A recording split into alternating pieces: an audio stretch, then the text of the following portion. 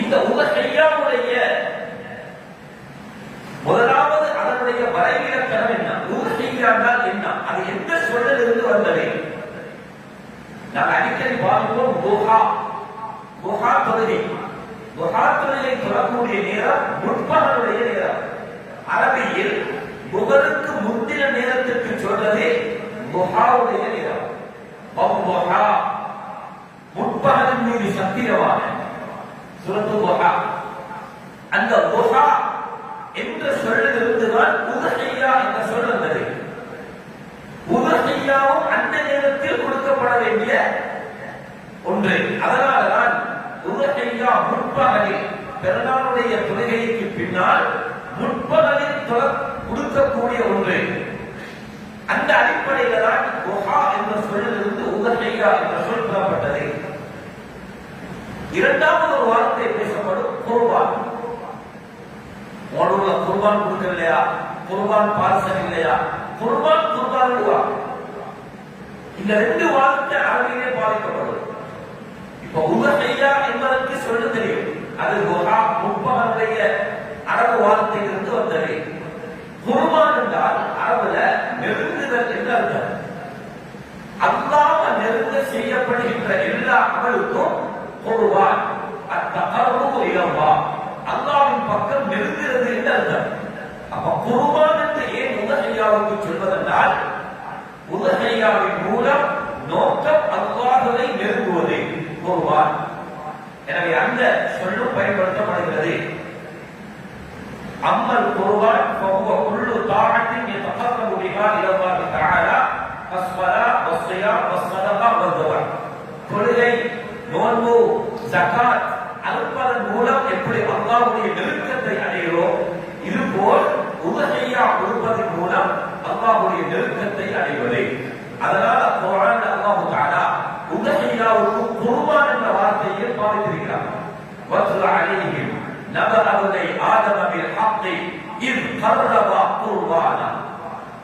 ஆதம் அலைஹிஸ்ஸலாத்துடைய அந்த மகன்மாருடைய சம்பவத்தை அல்லாஹ் சொல்லிக் கொண்டு வந்து இத் கர்ரபா குர்பானா, அந்த இரண்டு பேர்களும் குர்பான் கொடுக்க நெருங்கினார்கள். ஏதோ ஒன்றை அறுத்து பலியிடுவதற்கு நெருங்கினார்கள் என்று அல்லாஹ் தஆலா குர்ஆனில் குறிப்பிடுகிறார். இன்னொரு விடயம், இஸ்லாம் அல்லாத வேறு மதங்களிலும் அறுத்து பலியிடக்கூடிய ஒரு வழக்கம் இருக்கிறது. மூசா அலைஹிஸ்ஸலாத்துடைய காலத்தில், தலை புரிந்து கொள்வோம், நான் உதாரணத்தை சொல்றேன். ஒரு மர்ம கொலை நடந்தது. அதாவது மூசா அலைஹிஸ்ஸலாத்துடைய காலத்தில் மர்ம கொலை. அந்த கொலை யார் செய்தது என்று தெரியாது. கொலைக்காரனை கண்டுபிடிக்க நாம் என்ன செய்வோம்? சிசிடிவியை பார்ப்போம், அல்லது ஆள் போட்டு தேடுவோம், பொலிச போட்டு தேடுவோம். அதாவது மூசா அலைஹிஸ்ஸலாம் சொன்னாங்க, அந்த கொலைக்காரனை கண்டுபிடிக்க நீங்க ஒரு குர்பான் கொடுங்க.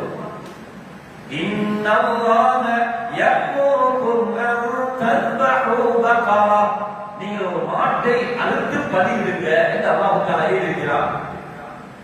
அது எப்படி மாட்டை குர்பான் கொடுப்பதன் மூலம் எப்படி கல்யாணம் முடிகிறது? கொலைகாரன்.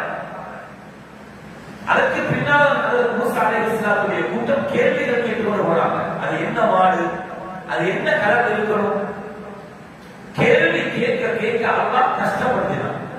அது மஞ்சள் நிறமான மாடு, சஃப்ரா, அவானு பைனலாலி, இந்த அல்லாஹ் தஆலா பல ஷரத்துகளை போட்டான். இப்ப அந்த மாட்டை குர்பான் கொடுத்து, மாட்டுடைய குர்பான் கொடுத்த ஒரு பார்சலை எடுத்து ஜனாசாவுக்கு மேல வைக்கிறாங்க.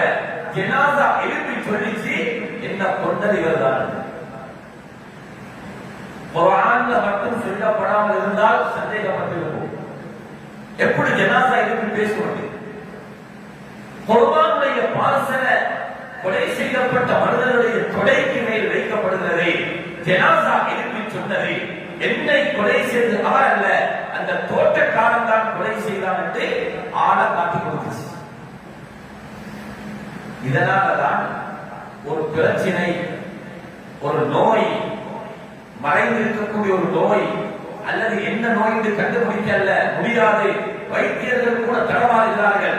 இஸ்லாம் சொல்றது குர்பான கொடு, நோய் லேசாகும், நோய் குணமாகும்.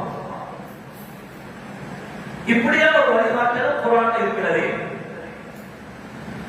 அந்நிய மாற்று மத சகோதரர்களும் அதற்கு பணியிடக்கூடிய ஒரு பலம் அவர்கள்ட்ட இருக்குது. அதனால நான் குர்ஆன் வேறொடத்துல சொல்லுவேன், வமா துபிஹ அல நுசுபி, அவர்களுடைய வணக்கத்திற்காக வேண்டி அறுக்கப்படுவதும் உங்களுக்கு ஹராமாக்கப்பட்டிருக்கிறது. அவர்களுடைய வணக்கத்திற்காக யூதனுடைய வீட்டில் சகோதரர்கள் சாப்பிட்டார்கள், அந்நிய மக்களுடைய வீட்டில் சாப்பிடலாம்.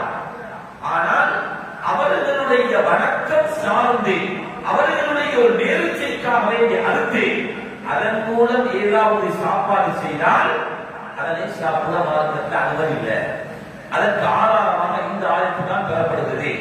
தன்சனுடைய விஷயத்திலேயும் உலமாக்களுடைய கருத்து அது அவர்களுடைய வணக்கம் சார்ந்ததாக இருந்தால், அதுக்குத்தான் அது கொடுக்கப்படுவதாக இருந்தால் அதை சாப்பிட முடியாது. ஆனால் ஒரு கருத்து இருக்கிறது, அது அவர்கள் வரக்கூடியவர்களுக்கு சந்தோஷமாக ஒரு சதகாவாக அது கொடுப்பதாகவும் சொல்லப்பட்டிருக்கிறது. அப்படியாக இருந்தால் மார்க்கத்துடைய சட்ட வித்தியாசமாகும். இந்த இடத்துல சொல்ல வரக்கூடிய விடயம் என்ன தெரியுமா? அதற்கு பணியிடக்கூடிய ஒரு ஒரு இபாதத் அது மாற்று மத சகோதரர்களிடத்திலேயும் அவர்களுடைய மார்க்கத்திலேயும் இருக்கிறது. அந்த அடிப்படையில் உதுஹிய்யா என்பதை இஸ்லாமுடைய சின்னம் என்று பேசுகிறது. சின்னங்களை அழிக்க முடியாது. இலங்கையில முஸ்லிம்கள் வாழ்ந்தார்கள்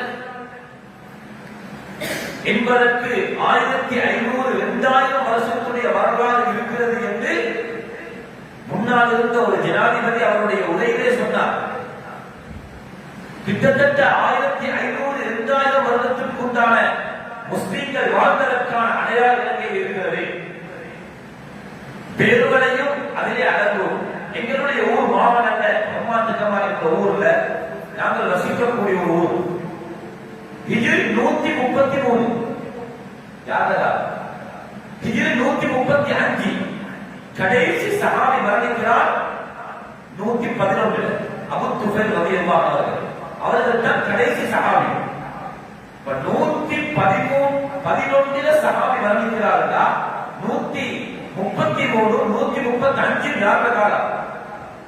தாபிஈன்களுடைய காலம். தாபிஈன்களுடைய காலத்தில் முஸ்லிம்கள் இலங்கையிலே வாழ்ந்திருக்கிறார்கள். அதற்கான சான்றிதழ் அந்த ஜனாசா அந்த காலத்திலே அடக்கம் செய்யப்பட்ட ஜனாசாக்களில் கல்லு நாட்டப்பட்டிருக்கிறது.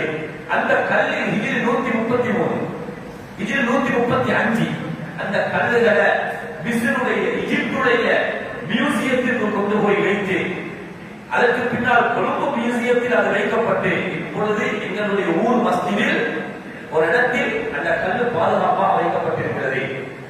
அவர் 60 வருஷம் வாழ்ந்திருந்தால் 133 135க்கு முன்னால் 60 கூட்டினால் அப்ப சஹாபாக்களுடைய காலத்தில் முஸ்லிம்கள் இலங்கையில் வாழ்ந்திருக்கிறார்கள். இப்படியான வரலாறு கொண்ட ஒரு பின்னணி இலங்கையில் முஸ்லிம்களுக்கு இருக்குது. ஷிஆர் என்பது அடையாள சின்னம் என்பதை அழிக்க முடியாது. அல்லாஹ் குர்ஆன்ல சொல்றார், இன்ன ஸஃபா வல் மர்வத மின் ஷஆயிரில்லாஹ். ஸஃபா மர்வா ரெண்டும் முஸ்லிம்களுடைய இஸ்லாமுடைய சின்னங்கள். அல்லாஹ் சொல்றார், வல் புதுன ஜஅல்னாஹா லக்கும் மின் ஷஆயிரில்லாஹி லக்கும். நீங்கள் உலஹியா கொடுக்கக்கூடிய ஒட்டகம் அல்லாஹ்வுடைய சின்னத்தில் நின்று உள்ளது. உலஹியா என்பது எங்களுடைய ஷிஆர், ஒரு சின்னம். எப்படி இலங்கை கொடியில அந்த சிங்கம் சின்னமாக இருக்கிறதோ, எங்களுடைய மார்க்கத்தில் தொப்பி என்பது முஸ்லிம்களுடைய பாரம்பரிய முஸ்லிம்கள் பின்பற்றக்கூடிய செயல். அது ஒரு மஸ்ஜிதாக இருக்கேனும் ஒரு கட்டிடமாக இருக்கேனும் முஸ்லிம்கள் வாழ்ந்ததற்கான ஒரு ஷிஆராக சின்னமாக கணிக்கப்படுகிறது. இது போலதான் உதுஹிய்யா என்பது இஸ்லாமுடைய ஒரு சின்னமாக கணிக்கப்படுகிறது. அதற்கு குர்ஆன்ல தெளிவான ஆயத்து இருக்கிறது.